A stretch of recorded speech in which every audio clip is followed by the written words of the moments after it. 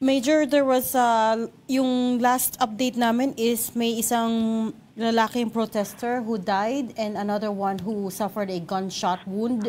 May updates po ba kayo dun sa the one who was still in the hospital? Minomonitor po namin at bine-verify kung yun pong ating mga casual. Yung isang casualty po is kung talaga pong siya ay nanggaling po doon sa rally.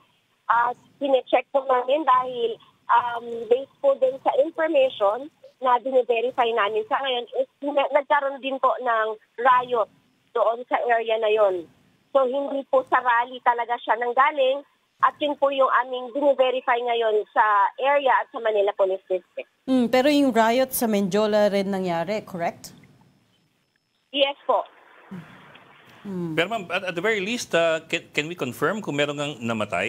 Is that true? Kasi that's been going around. That's number one, kung meron ba namatay talaga. At number two, kung meron ba tinamaan talaga ng bala? Based po sa report ng Manila, yes po, based sa report po ng Manila Police District, meron pong isang namatay sa saksak. Hindi po siya kilala, wala po siyang pagkakakilanlan. At meron din po namang sinasabing meron pong gunshot wound na ngayon po ay na-confine dito sa isang ospital sa Maynila. Pinuntahan po siya ng ating investigador.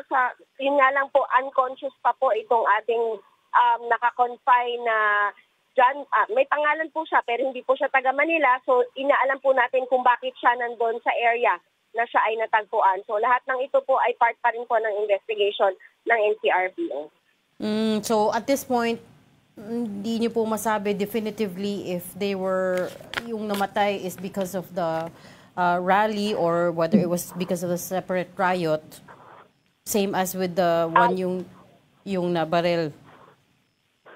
Yes po, dahil yung regarding po dun sa pagkakabaril, inaalam po natin dahil wala naman